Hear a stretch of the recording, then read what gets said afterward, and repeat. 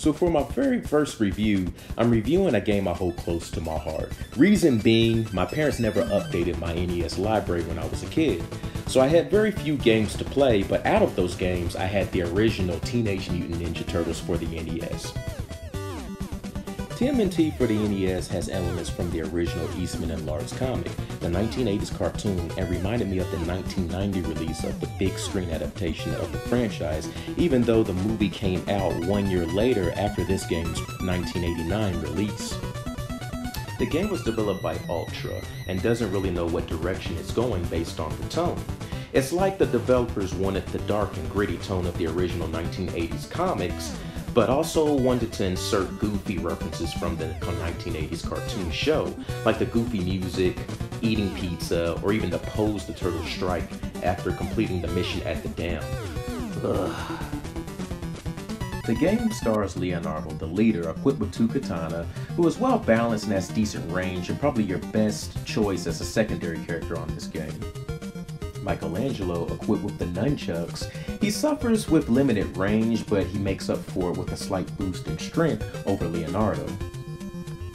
Donatello, the brains of the team, not only that, he's also the muscle of the team in this game. Equipped with a bow staff, he has the most range and the most strength out of all the turtles. It's clear that the development team has a hard-on for this turtle. It's ridiculous. Raphael, the team's crybaby, using the gardening tool known as the Sai, and he is awful. He has the worst range of the 4 and barely enough of a strength boost to make up for it. If the developers would have used their heads, they would have made Raph the strongest because of the limited range, and Donnie the weakest because he covers more ground. But I guess during the time for the game's development, it's more based on hurry up and get the game out instead of logic.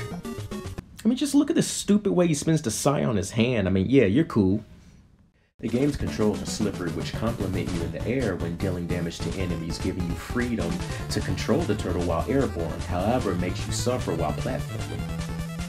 The game tries its best to mash up different environments, which some feel at home with sewer levels, however make you wonder what city you're in when you go above ground. I mean, I thought they lived in New York, not some random industrial waterfront in Cleveland, Ohio.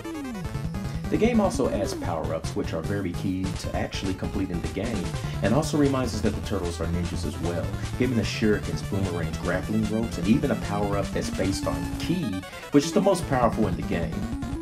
This game also reaches for familiarity by having cameos of certain vehicles the Turtles was using on the show, such as the Turtle Van, the Turtle Blimp, and I bet this is for merchandising purposes. You know, gotta sell those toys. The game also gives us what the movies failed to deliver in the 90s, giving us Bebop and Rocksteady, Mousers, and even Metalhead, or Mecha Turtle? Mecha Turtle? Yeah, I think it's called Mecha Turtle. Whatever, Mecha Turtle. We'll just call it generic turtle. Fuck that thing.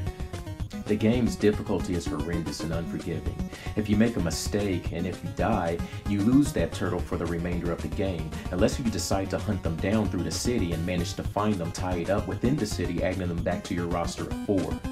Even though the game technically has 7 levels in the game, including the always welcome but not really welcome obligatory water level in the game, the difficulty makes up for possible long play if your attention span can handle it.